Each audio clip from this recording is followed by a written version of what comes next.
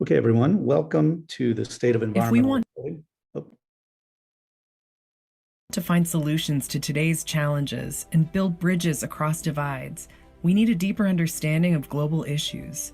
The Pulitzer Center supports journalists all over the world who report on topics like climate change, public health, migration, and more. We share that reporting through public events that engage wide audiences and lesson plans that inspire the next generation. Support journalism and education for the public good. Become a Pulitzer Center champion today.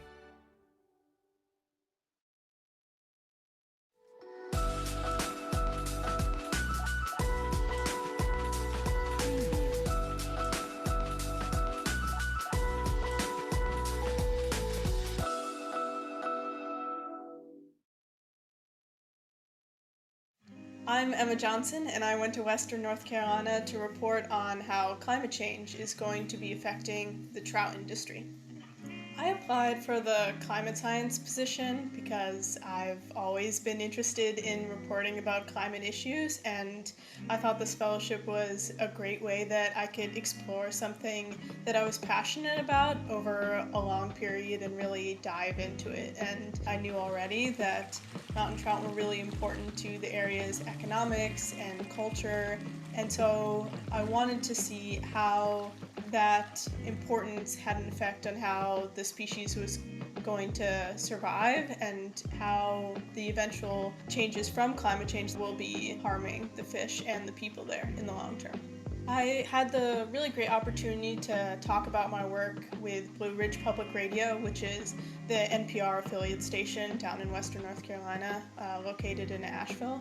And that was a really great chance for me to share my reporting with the people who my reporting was about, which I think is what really matters in the sense of getting the word out of what I was doing and researching and what I found to the people who it's going to be affecting. And after that story was aired with Blue Ridge Public Radio, I got a lot of feedback about the story, saying how it was really interesting to people and it seemed like there's a lot of different ways that the climate crisis was going to be affecting trout, and that was definitely meaningful to me to hear from people who heard the story on the radio and felt it resonate with them. I got to learn about how people grew up fishing with their grandparents, or how trout connect different generations among the eastern band of Cherokee Indians. And all of these answers that really showed me how trout in Western North Carolina are a spiritual connection, a community building animal, just a way for people to experience and learn to love the outdoors. And I like to think that the goal of any environmental journalist is to write a story that then leads to the ecosystem or animal or plant or people they were writing about isn't destroyed like they were writing about. And so, for this piece, I would really hope that people could come away with a greater love and appreciation for the river habitats of North Carolina. I think one thing that was made clear across my reporting is that the fish are important, but the environments they live in are important too. And so one way to be protecting the fish is to be protecting where they live. Both my fellowships have been amazing experiences to learn more about the process of reporting, meet a lot of new people, learn a lot about a new topic, and just make me even more excited for continuing to explore environmental topics through writing, storytelling, media lens, and keep investigating all I can.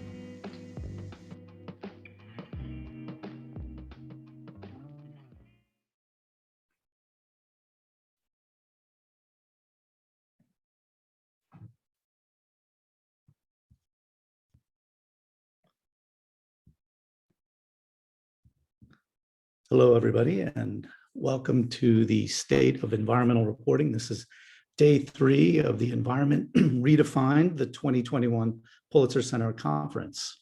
I'm Steve Sapienza from the Pulitzer Center, and I hope you enjoyed learning more from our grantee, Emma Johnson, our climate reporting fellow, and some of the interesting reporting she's done of late. As our audience settles in, please let us know in the chat where you're tuning in from. And we're based in Washington, D.C., but we'd love to know where you are.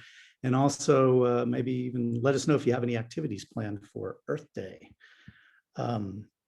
I'd like to take a moment to acknowledge that our grantees, the Charleston Post and Courier, has been awarded the Scripps Howard 2021 Excellence in Environmental Reporting Award for its Pulitzer-supported project called Rising Waters. And I'd encourage you to take a look at that series. It's a terrific environmental reporting. That project was part of our nationwide Connected Coastlines Reporting Initiative, and that initiative supports local newsrooms and journalists produce climate science reporting projects. So if you are a freelance or staff journalist and you want to apply for a Connected Coastlines grant, please do so by going to our website and looking up Connected Coastlines and send us a proposal. For those of you who have not joined us before, the Pulitzer Center is a nonprofit journalism and education organization. We're with the mission to elevate public engagement with underreported issues. While we're based in DC, our staff and our work are global. We support more than 170 reporting projects each year in collaboration with news outlets around the world, bringing together this work by themes on our website, not only the environment, but also racial justice, migration, public health, and much more. We don't stop with our reporting. Our education programming spans from elementary schools to graduate degree programs and outreach to the broader public in the US and abroad. Environment Redefined is the Pulitzer Center's 4th annual conference. In the past years, we've explored topics of gender, peace and conflict, and religion.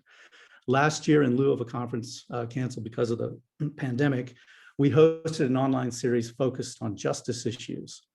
We're so glad you're joining us this year for our first virtual conference, and we wish everyone a happy Earth Day. If you're inspired by what you hear today, please consider supporting our mission and the Pulitzer Center. Today, we'll dive into a discussion about how newsrooms and journalists are adapting and trying new models for covering environmental stories at a time when communities across the globe increasingly face the effects of climate change. We'll hear from experienced environmental journalists and news editors about the need to re-energize and refocus and redefine coverage about our changing climate. In a moment, I will invite each of our speakers to introduce themselves and tell us a little bit about their work. And then we'll have a roundtable open discussion about the environment, covering the environment and climate. And we'll also be taking questions, your questions in the audience and your comments. And so feel free at any point during this webinar to add your questions using the Q&A icon. And note that all the attendees are muted, but if you cannot hear us, let us know via the chat box. We will be recording this session to post it online, and we're also live tweeting, and you can join the conversation with the hashtag Environment Redefined. One final note, please stay online once the session ends to participate in a brief survey. So just to kick us off here, we're going to go through a series of intros from our esteemed guests. And I'd like to start off by introducing Lyndsey Gilpin, who is the founder and editor-in-chief of Southerly magazine. Lyndsey, welcome. Hi, thanks for having me, Steve and the Pulitzer Center, and thanks too for the Pulitzer Center supported a really awesome series that we did last year and into this year on hurricane recovery in Southwest Louisiana. So I'm super grateful for that. And yeah, so Southerly is a nonprofit independent magazine, online magazine that I started a couple of years ago out of my home in Louisville, Kentucky. It started as a newsletter and launched in 2018 to a publication that's covering 12 and a half states across the American South, and really looking at the intersection of environmental issues, public health, changing economies, and working to make sure that journalism gets out to the the people that need to see it, that in rural places, underserved communities, communities of color, Black, Indigenous communities, and low wealth places that don't have the resources or maybe not the media access that we think they do. So really excited to talk about the state of environmental reporting in this and how it relates to our work in not just journalism, but also community engagement and outreach. So yeah, thanks again. Thank you, Lyndsey. And next up, I'd like to invite Carolyn Porter, who's a media strategist and journalist, and over the past year or so has closely studied how newsrooms are adapting to report climate stories through collaboration. Welcome, Carolyn. Hi. Hey, everyone. Thank you so much for the opportunity to be here and to get to talk with you all. I'm really excited about this. A little bit about me. As Steve mentioned, I am a journalist. I spend a lot of my time thinking about how we can reimagine or envision what journalists can look like. And as part of that work, I produced a report this past year looking at climate collaborations, specifically among journalists. And that report was produced for the Center for Cooperative Media. And we found a couple things that I'll briefly talk about. One is that, yes, climate reporting collaborations are increasing, which we had anticipated. We saw that anecdotally, but it bared out in the research. And then the second thing is that we found that while there are some aspects of collaboration that are generally seen as beneficial for reporting, there's other aspects that are specifically beneficial for climate reporting. And that was really neat to see. And you can check out that report. I think it's linked in the online page for this event. But anyway, great to be here. Thank you so much. Thank you, Gary. And next up, we'll go to John Upton, who is the Partnership Journalism Editor with Climate Central. Welcome, Thanks, David. Thanks, Steve. And it makes sense to follow from Carolyn because we're a very collaborative organization at Climate Central. We're a non-advocacy, non-profit, probably only 30 or 40 on staff, but we collaborate very heavily externally. So we do science and we also do journalism. We have scientists and journalists and data analysts and climate communicators all working together internally and collaborating externally. So, you know, in terms of we're producing scientific papers on sea level rise, but, you know, we're also doing a lot of meteorological analyses in terms of temperature trends and so forth. And what we do is we generate or we get a lot of data sets. So we get these sometimes from academia, sometimes internally produced, sometimes by scientists. But we take this data and we share it nationally with, I think it's almost 2,000 now journalists, including TV meteorologists, including charts, local data sets, reporting suggestions. We share these once a week through our Climate Matters program. And you can sign up for those emails online or just email me. But then we also, you know, we do something else, which is the group I oversee, which is the journalism, the doing of the journalism. We're looking at these data sets and seeing where around the country do we think that there are interesting stories to tell from this data, whether it's increasing, you know, heat or whatever the topic is, clean energy deployment. And then we find local outlets to partner with around the country. And the local outlets, you know, they do all of the local reporting. They know the community. They go out and they talk to people, they get anecdotes, they talk to leaders. We contribute the data, we contribute the science reporting, and then we kind of work collaboratively with these local outlets to produce a story and co-publish it with print, radio, television, and digital first. And so that's allowing us to effectively, you know, co-produce great coverage from around the country using the best and latest data on climate change impacts and solutions and adaptations. But it also gives local outlets access to our kind of advanced data reporting, science reporting, and frankly, leadership when it comes to how do you produce a compelling climate story. And, you know, Kat Snow's here from KQED, we've partnered with them extensively, Lyndsey Gilpin, we've collaborated with. But that's basically where we're coming from. And the reason I think that, you know, collaborating with us, well, certainly getting our data is popular, but also collaborating with us is popular is because it's very difficult for local outlets to really tap into the latest science and data that's coming out and figure out how to make heads or tails of it. How do you find the stories? So that's what we do. You know, like I said, we get to produce stories around the country without helicoptering in, without flying in there. And it's just a really interesting approach that I think really meets the demands of the time when it comes to climate change reporting. So thanks, Steve. That's who we are. Thank you, John. Appreciate that. And next up, we are going to Andrés Bermúdez in just the outskirts of Bogota, and he is the coordinator of the Latin American Center for Investigative Journalism, and will talk to us a little bit about collaborative journalism and environmental reporting in his region. Hi, everyone. I'm thrilled to be here. As also, just like Lindsey was saying, I've also been lucky enough to have worked on 2 projects that have been supported by the Pulitzer Center. I'm a journalist and an editor at the Latin American Center for Investigative Journalism, which is a very brand new project. We've only been around for a year, a bit under a year and a half. And we got together with the objective of fostering and promoting collaborative cross-border journalism projects across Latin America. We've participated so far in, I think it's 9 projects over the past year. Basically, even though we have a common language, it's been relatively very recent that journalists in Latin America, we've understood the potential of working together. The center basically has been trying to help those projects, everything from being kickstarted or in other cases in smaller countries like Central America to provide editorial and technical support and expertise and help basically that reporters on the ground need for them to be able to, to get their investigations published. So, and we've been working on environmental journalism a bit, including a big project we relaunched today on violence against environmental defenders in Latin America, which I'll tell you about in a bit. Great, thank you, Andres. Next up, Kat Snow from KQED in the Bay Area. And she's a veteran reporter and news editor. And she works with a very talented team of reporters to shape KQED's radio and web journalism projects. Welcome, Kat. Thanks, Steve. It's really a delight to be here.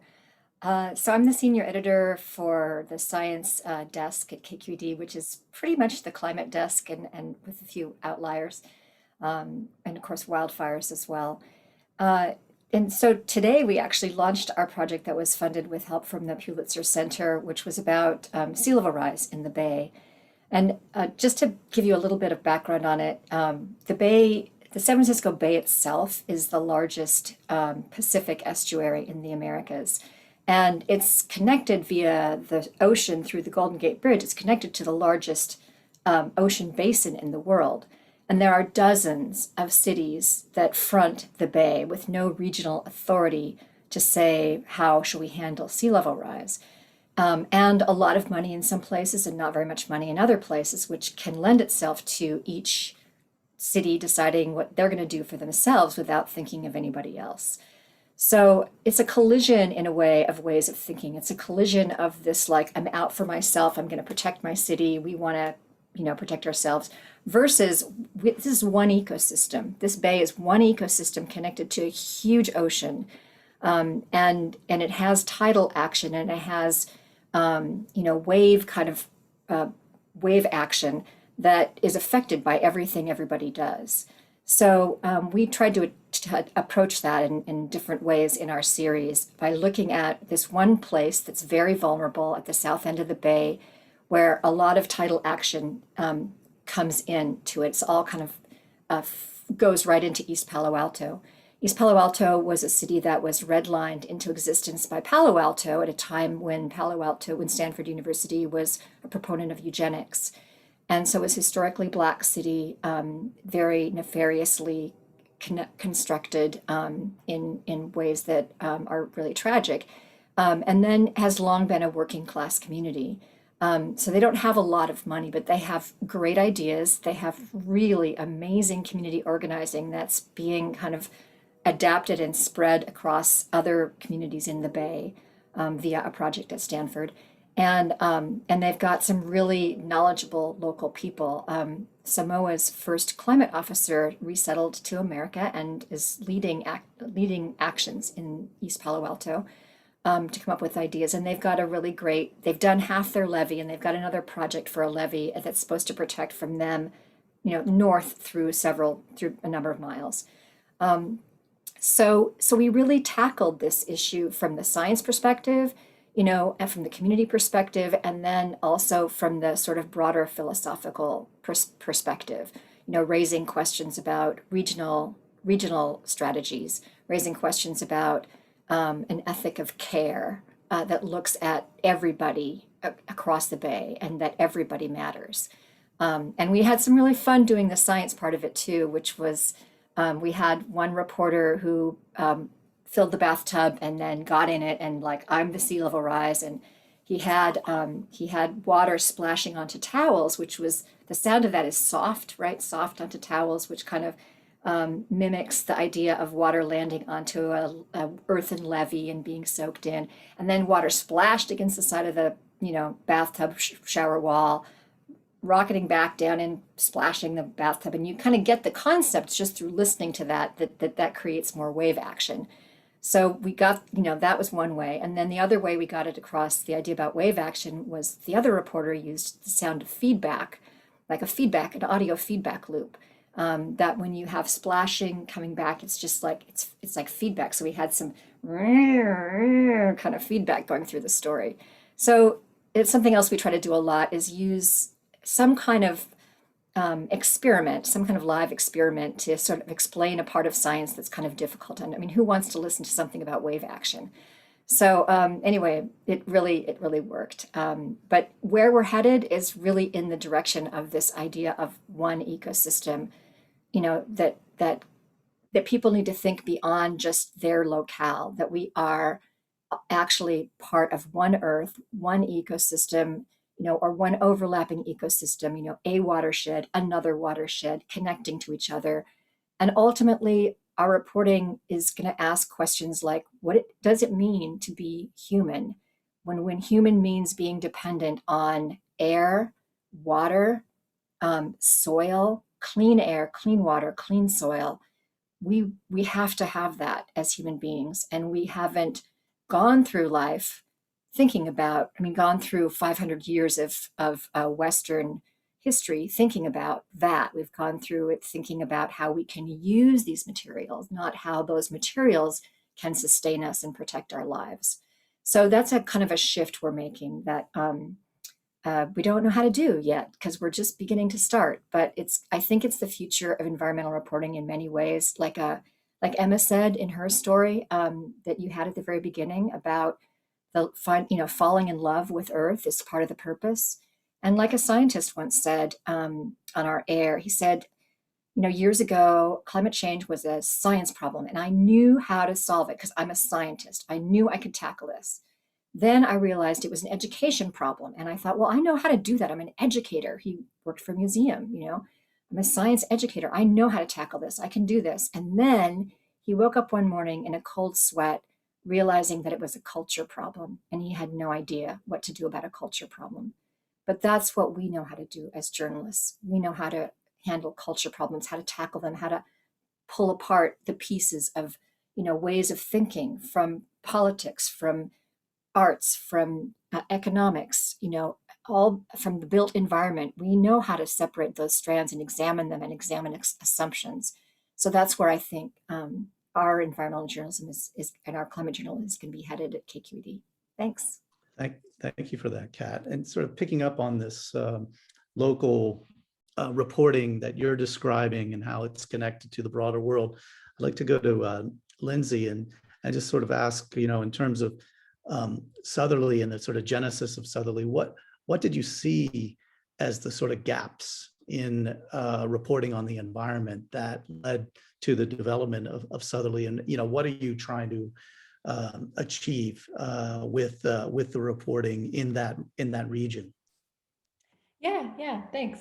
So I think there are more than a few gaps, I think, if you look at it broadly, but a few of the ones that really stuck out to me when I started Southerly was just there was just not a lot of coverage in general of what was happening when it comes to climate change, or even really continued reporting on pollution or other, negative health outcomes and negative health outcomes from pollution, or just in general environmental policy. Like that was just a huge gap. there was not a lot of reporting on that. And that came from the fact that, there's just consolidating newspapers, just a lack of reporters in general. And then, and the fact that I think generally, and leads to the second group of reasons why there was a gap, which is that there's just not a lot of understanding of the nuances of environmental issues in this region. It's kind of blanketed as a region with a lot of Republican leaders in power, and not that many public lands and a lot of industry, and so therefore there's no way it's an important issue here, right? Which is not true. And that's something that has been pushed by the national media, and also just by the fact that a lot of people aren't reporting on the environment consistently in this region. And so I wanted to address both of those things, and to do that sort of requires what we started out as, which is just covering issues that are undercovered, that might, our first story was sewage infrastructure and how that creates public health problems. And we did that with a Gannett newspaper in Montgomery, Alabama. And that sort of launches off of the foundation of working with local news outlets. Southerly is regional. We cover a huge swath of land. And one of our goals is to show how places within the South are connected, even though we often, and I think people are often made to feel that they're in isolation, that they can't stop a plant from coming into their town, or a pipeline from coming into their town, or there is no other economic opportunity for them besides the coal industry, or that they don't need to worry about sea level rise, right? And so our goal is to contextualize that in history and in geography, and show that it is important to people all over this region. And we do that through these local partnerships too. So, they can reach an audience that we can't on a digital platform, right? And we can also just afford more resources, right? Better photography, maybe in a case, or even really do more community outreach, which is what we're moving towards. So the kind of genesis of Southerly, started from solving these problems and trying to tell these stories. But since I've realized that, honestly, if you're telling the stories and no one's seeing them, why does it matter? And so I think that's sort of a reckoning that this whole industry is having, is we need to reach the people we're not reaching, whether that's because of news deserts and not having enough coverage in an area, or because of structural racism, or because of just not having the right leaders at the right place in news outlets. There's just a lot of questions around that. And one of the ways that Southerly can tackle it is by working with legacy publications and newer publications and independent journalists on projects that not only tell stories that aren't being reported, but very often or consistently, but also working to make sure that if we do a print version of that story, or if we do a radio version of that story, or maybe we host an event around a particular topic or issue, like with the Pulitzer Center story we have done about Lake Charles, Louisiana, which was hit by 2 hurricanes last year, back to back. And we wrote a lot about the issues that have come from that during the pandemic, right? And we're culminating that with a printed zine that we're handing out through mental health clinics and a homeless shelter system in the parish that we wrote about, right? And that way we're just taking pieces of the story and sharing information that kept coming up in our series, which was that people were struggling with mental health because of the pandemic and hurricane recovery. And we wanted to show that, yes, you could read this whole series, but also this is an easier way to get that information to you and hand it to you directly in person if you don't have access to the internet, right? At a shelter.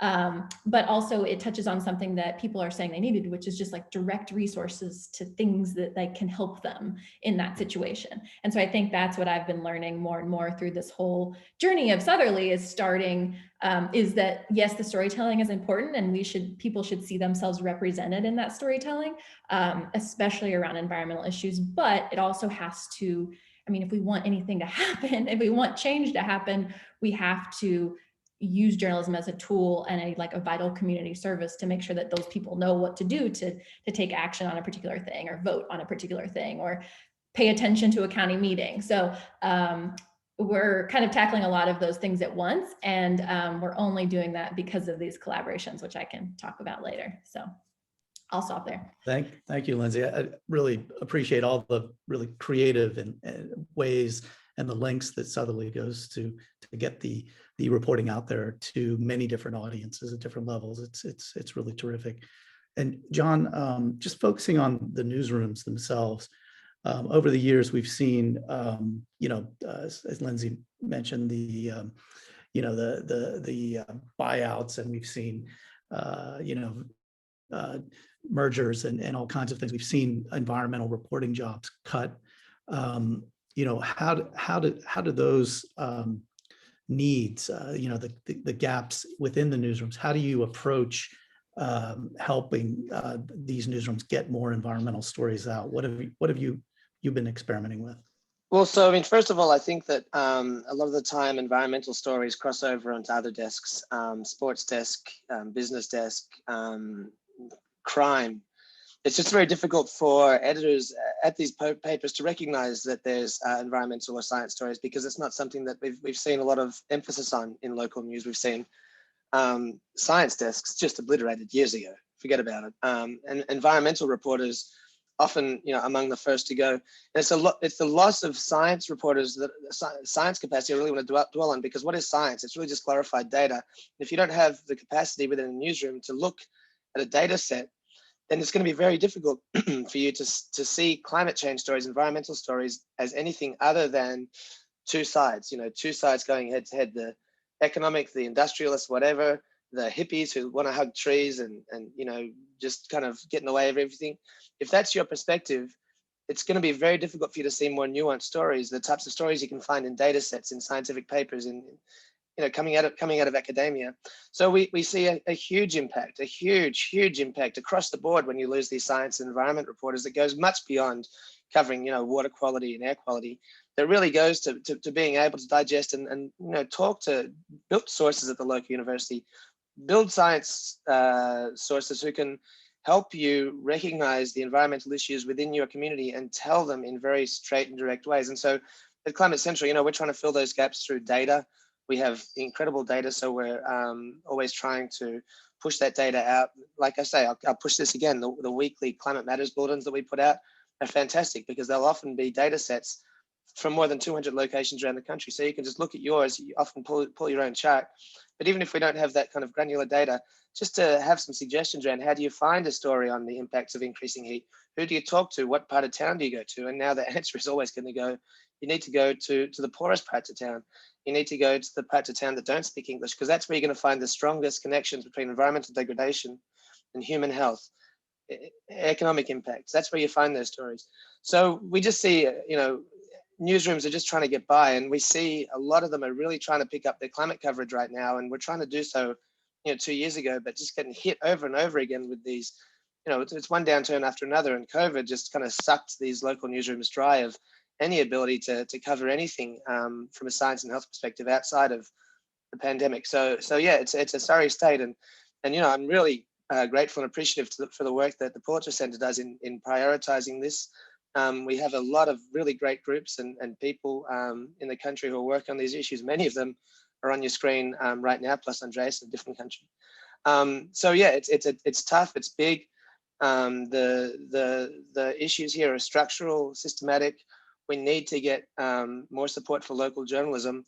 We need to get within that local journalism. We need to help people and staffs get better at understanding science and data and finding human stories from science data.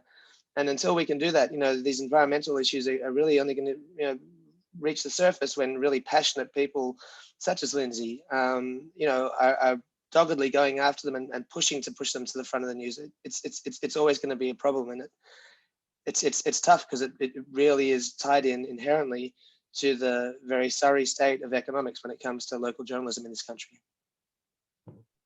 Thank you, John. And I want to go to Andrés in Colombia. Andrés, what's the state of, what would you say the state of environmental reporting is within traditional newsrooms in your region, and what are some new models that are perhaps filling some gaps in coverage?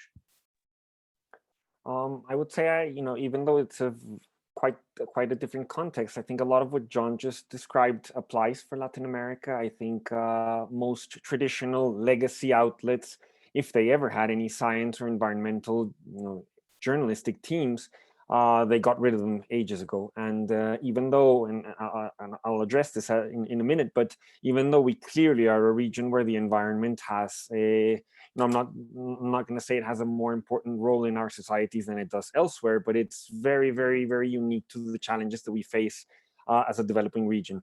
And what is most interesting, though, is that it's been mainly smaller independent newsrooms that have sprung up over the past 10 years that have basically covered that gap and that are providing the coverage that is most extraordinary in terms of quality, in terms of it being the right content needed for audiences to understand complex issues.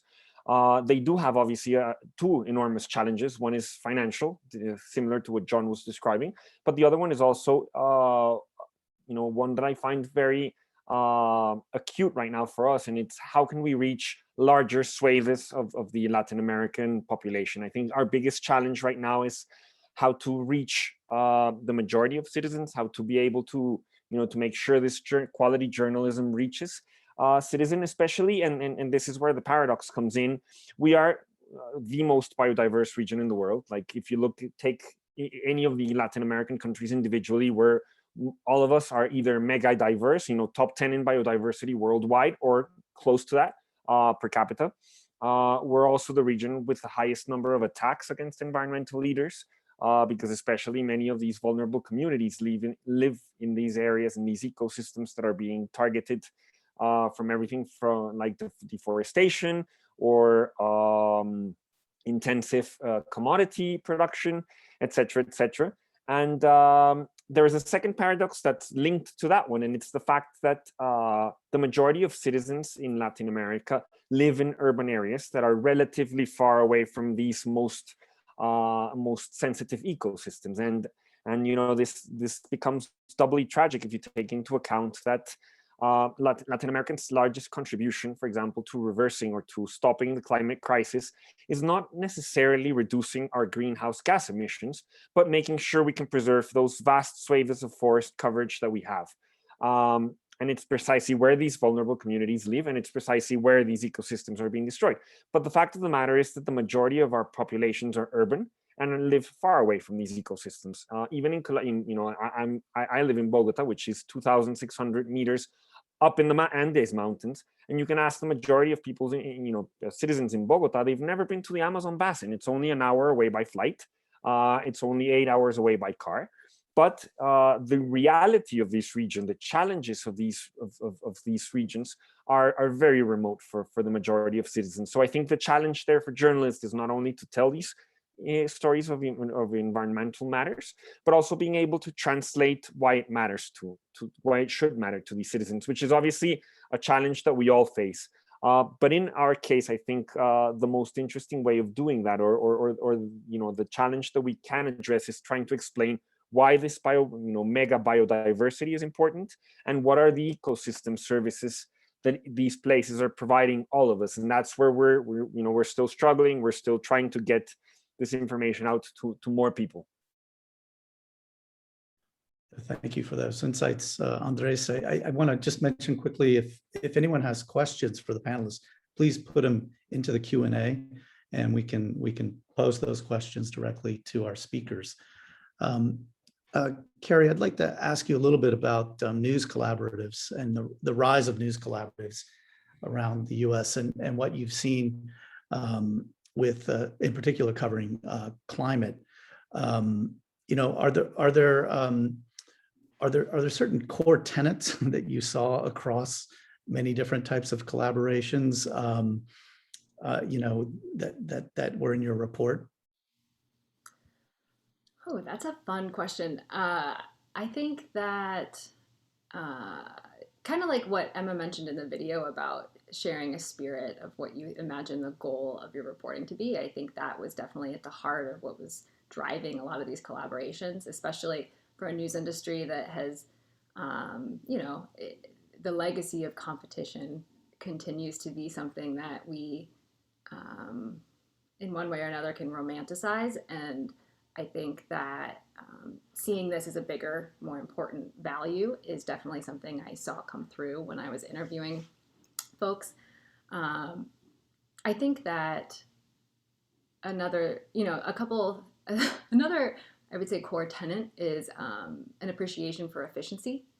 I think that there's just like kind of a cold, hard reality where if we're really going to get this done, how are we going to do this? And collaboration is pretty important, and what Andrés was saying about wanting to reach more people, I think collaborations offer scale fast, and that really matters. Like, we're in an issue that has speed as a critical variable. So like, I think that is one other aspect I would bring to light. And then also something that John mentioned about getting beyond the sort of standard political narrative and the nuance, so like when you collaborate and you pair, like what Lindsey was giving as an example too, where like you're pairing together someone on the ground who has relationships with community members, who has that trust, who has earned that credibility.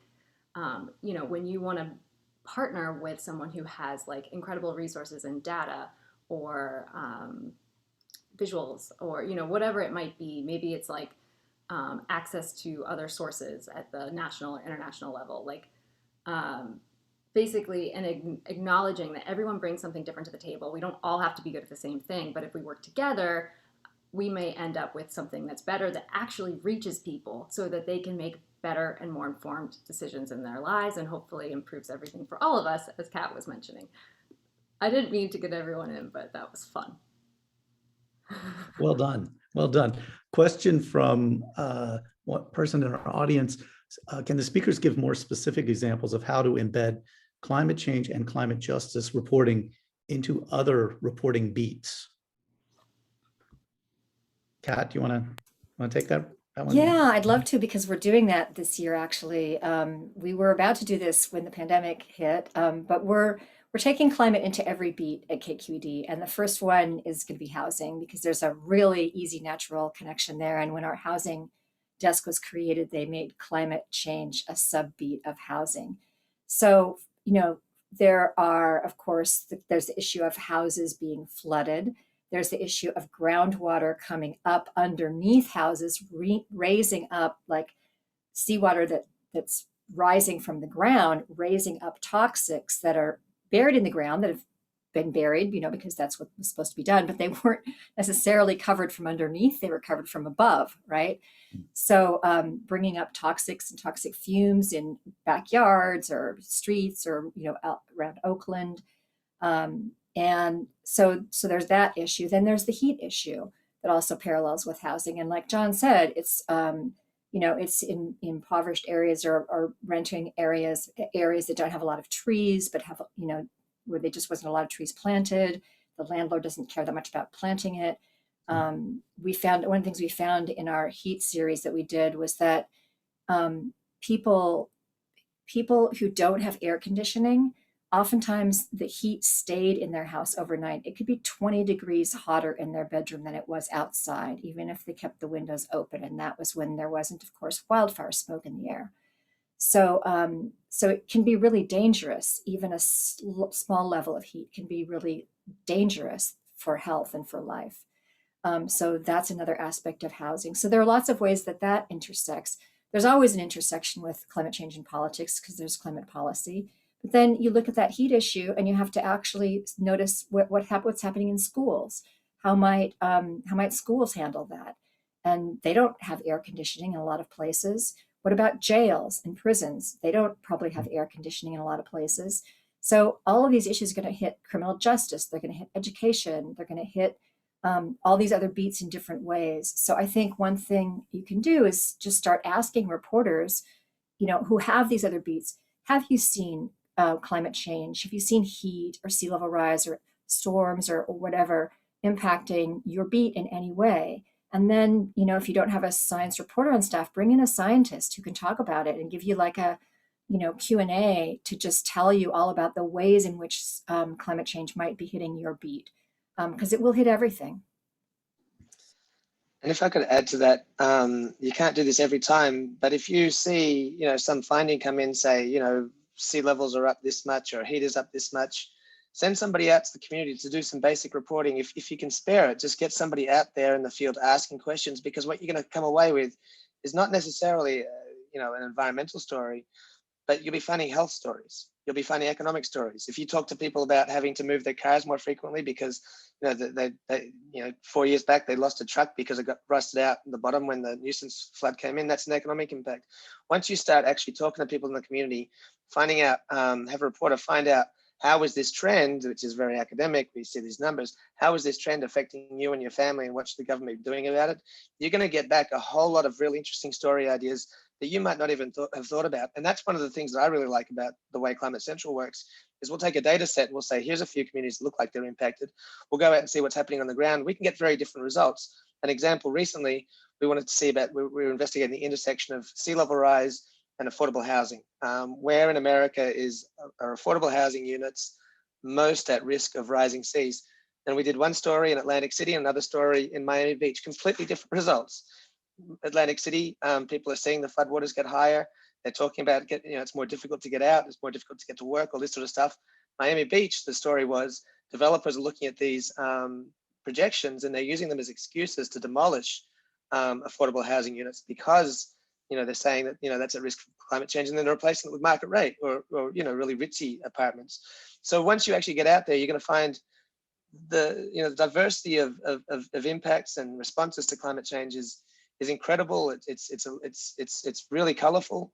The first step is to find out what's happening in the community, and then you can figure out what, you know, which reporter or which beat does this fit into. But you do not need to be thinking about rising sea levels. You do not need to be thinking about increasing temperature as an environmental story. It's as much a health and an economic story as it is anything else. Even sports, talk to the sports coaches about how they're dealing with it, stuff like that. Terrific insights from Kat and John. Thank you so much. We have a question from reporter Mike DeSocio in the audience. Wants to know, you know, it says, clearly we're past the point of debating climate change itself in our coverage, but as a reporter, I still find a lot of debate about what solutions are best. How do we do those stories in the best way? You want to tackle that one?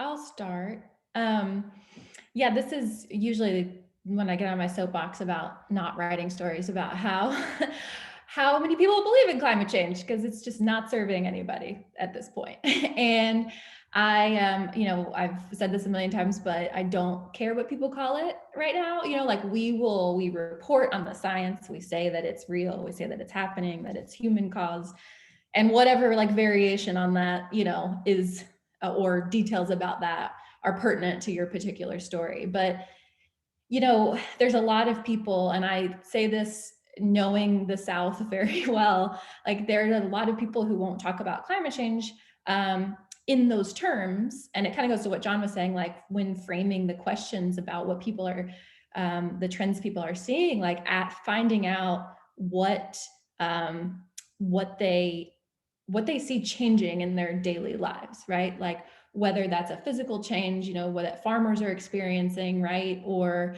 it's economic change for a family or a business, but also, you know, just asking them what have you noticed? What do you see? What ideas do you have for how to address it? Because oftentimes, like people who may not be supportive of EPA policies will say like, well, why isn't the government doing anything about this, you know? And if you take it on its surface, right, that feels so contradictory. But if you really look at how difficult and confusing and politicized climate change and other environmental issues are, like that, the way people are responding to it makes a little more sense. And so I think coming at it in a way that is through health or through these other avenues can help people talk about it better. And then it can also lead to better conversations about solutions, because, you know, historically journalists have been extremely extractive and don't ask people what they think is right. Like we think, right, only researchers or only doctors or whatever know the answers. And while that is true to a certain extent, people, you know, who are living in the places that are changing or are seeing impacts of industry, they're experts in their own lives, and they know how, they might not have all the data to back it up sometimes, but they know that things are wrong, right? They know that people are getting sick that shouldn't be getting sick, or their coast is eroding and ruining their business. So I think really looking at grassroots solutions, and then how and what people think should be done in their specific community is a really easy place to start, rather than being like, okay, like what's this federal policy going to do? Because in reality, if you're covering a community in Eastern Kentucky, like it's going to take a really long time for that policy to trickle down to affect people on the ground. So kind of scaling down what we look at as solutions, and that helps build trust to kind of talk about the bigger things that are more debated in the scientific community, right? You know, renewable energy is a great example, I think, of that, like looking at community solar, or you know, solar's economic impact on a particular community is often a better way into like that story about how it could help, rather than, you know, some huge story about like solar statistics or renewable statistics in the whole country. So yeah, I think that that really paves the way for the bigger conversations that are more difficult when you get to like the Green New Deal, things like that. So that's just something I've been thinking about a lot lately. Andrés, I'm wondering, is there hesitation by reporters in your region to use the term climate change in their reporting to reach audiences? How do they effectively communicate these stories and with their audiences there? No, I was thinking actually that we don't have that much of a resistance to the term or to the, you know, the concept of climate change. I do think we have a certain hesitance to understand why deforestation matters, and it's obviously in our case intricately linked to climate change as a direct cause for it, and as one of the, you know, drivers of it. And the majority of people have a very cold relationship to the idea of deforestation, and traditionally we've always narrated deforestation, you know, sort of as you measure farms, you know, so that this many football fields disappeared this year, and so many acres are gone now, and that obviously doesn't help people, not even bring the issue to the ground in a way that they can relate to it. And I think what has been most effective there is to see stories that sort of speak about deforestation from a different perspective. And so I can relate to what Lindsey was just describing. In that sense, it's just easier, and when it comes to solutions as well, trying to tell the stories of how people are preserving different ecosystems, and you know, you don't really have to even sort of adopt these more contentious words or these more you know, divisive concepts, because in our case, you know, there's some political divisiveness among the people who say these are, you know, these places are wild and they're there to be sort of tamed and put to use in a very sort of narrow-minded way. But what works there has been to sort of like go around it and tell these stories about forest coverage and forest coverage loss from a different perspective. Great, thank you. And another question from the audience. What do you think the most important climate justice story emerge? What will be the most likely climate justice story that will emerge next year? Anyone want to take a stab at that one?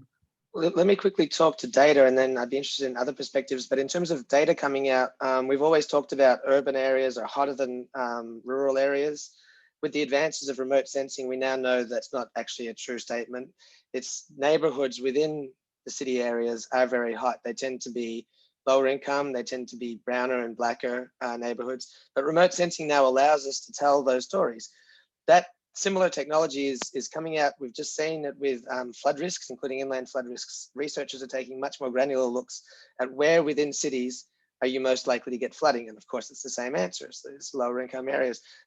There's also researchers out there looking at air quality impacts. You know, where is the bad air concentrated within cities? You'll often, what we're going to find out is it's a lot around freeways, industrial areas, and this is where the lowest income people live.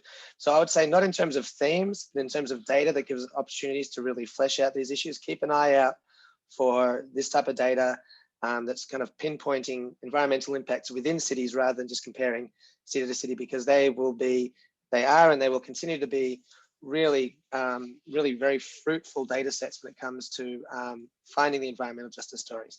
So that's about data, but I'd be really interested in hearing probably Kat and Lindsey in terms of perspectives on broader EJ trends. Yeah, just real quickly, this story that I think just really focused on is emergency management and disaster recovery. Like, we have so many resources at this point showing that Black and brown people and Indigenous people are more at risk of the extreme weather and disasters we're seeing, right? Or when they do happen, they're the least likely to get, in particular, low wealth people are least likely to get assistance for housing from FEMA, or they're more at risk of pollution or health risks after a storm. We have this data, and it's increasing every year as we have more and more storms. And yet there is still not a lot of journalism about what emergency management in particular places looks like, and what in the world we do instead of just reacting every single time. Like, we often see the stories of like however many hundreds of billions of dollars some hurricane season is, but we don't see the ones on the ground of like, there is, one guy running an emergency management agency in a county, that's trying to send out texts about hurricanes and also COVID for the last year. And like, that is a environmental justice issue. That is a climate justice issue. And because the places that are most at risk are, like I said, rural people, Black and brown people, and low income people. And so I think that's also the case, not just on the coast, but inland too, right? In urban areas and rural areas, like there's just not enough discussion about the urgency of disaster preparedness and recovery, and what that looks like, at a local, state, and federal level. Yeah, I think that's fascinating take. Yeah. Go ahead, Andrés. Please go ahead, Kat.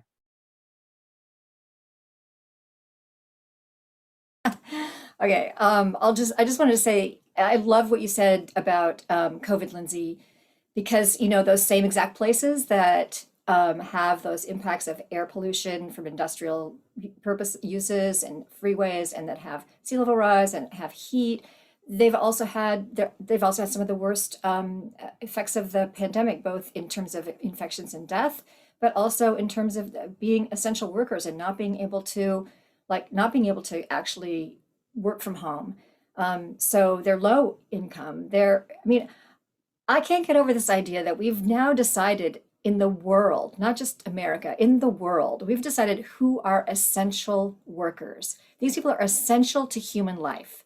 Essential to human life. That's what we've all decided. And they are paid some of the worst, paid some of the worst of anybody else. And to me, this is a huge economics problem. And I would love to see some Nobel scientist, economics person, figure out how we can restructure an economy that centers the essential workers. I mean, maybe it's donut economics, which I know very little about, but I'm very excited about. But Lindsey, I feel like you've kind of talked about, you're dealing with some of that very thing when you're looking at potentially economic transitions because of renewable energy. And maybe that's happening in some of these same communities. And that seems like a really intensive overlap of impacts for environmental justice. But I'll stop because I'd love to hear what Andrés said and also what Lindsey might have to say about that. I was going to add two things that I think are starting to become clearer in emergent countries. One of them, or additional to that, I also thinking about emergency preparedness, which I think is very big here too. But the other two that I think are quite interesting and sort of becoming more on the table. Perhaps they're not new, but we're certainly doing a lot more journalism on this. Is the first one. There's a lot more data available right now in regions like Latin America and in Southeast Asia on bringing transparency to the agricultural commodity supply chains. And there's amazing projects done by scientists like perhaps some of you have seen Trace with an S, which is a project by Global Canopy and the Stockholm Environment Institute. But basically, it's brought a lot of transparency to all the commodity supply chains in Latin America surrounding palm oil, surrounding beef. And now you can basically look at, using data and maps, understand what's happening to these supply chains and in which areas and which companies and which municipalities these supply chains are benefiting from ecosystem loss. And I think there's a lot more interesting journalism being produced on the impact that some of these supply chains and our consumption patterns are having on regions like the Amazon or other very biodiverse regions. And I think another one, very briefly, which is sort of, or not sort of, is a direct inheritance of the pandemic. I think we're going to start, we have more awareness of this, but I think we should start seeing more serious journalism about this over the next year. And it's the impact of biodiversity loss on the emergence and transmission of infectious diseases. It's very clear that these diseases are coming out of regions like the Amazon, like Central Africa, like Southeast Asia, and are directly related. The spread of these zoonotic diseases has to do with biodiversity and ecosystem loss. And we're still not doing that journalism. We know that connection, we know that link is there because a lot of very serious scientists are writing about this, but we're not yet seeing journalism about this. I know we're up on time, but I have to add that I think affordable housing qualifies. And I think this has been a justice issue for far too long that we need to deal with. So we just got to slip that one in real fast before we finish. Thank you so much for all these terrific insights, for our journalists in the audience and others, terrific ideas for future stories. There's a lot to cover. We appreciate, and we're thankful for all of you, our panelists who've joined us today, Lyndsey Gilpin, Carolyn Porter, John Upton, Andrés, thank you, and Kat, thank you so much. I thank you to our audience for joining us today. We would like to remind everybody that we're a nonprofit group and that we do depend on donor support. So, please donate to the Pulitzer Center, become a champion supporter at any level, and we'll gain exclusive benefits as part of our spring campaign. I would also like to give a big shout out to my colleagues, Abigail Gibson and Kayla Edwards, for our producer and our coordinator for this panel today, and a great appreciation for everyone who's been behind the scenes putting on our conference. Please check out pulitzercenter.org for events to see additional panels and events during the conference. Our next event is a conversation with Fiona Lloyd-Davies and Robert Flummerfelt on the cost of cobalt, and that's today at 3:30 p.m. And you can find that on our website. We'd like also to ask everyone to stay with us a few minutes longer to take a brief survey after we've officially ended today's session. Thank you for being with us today, and we hope you'll join us the rest of the day and tomorrow. And have a happy Earth Day. Thank you, everyone.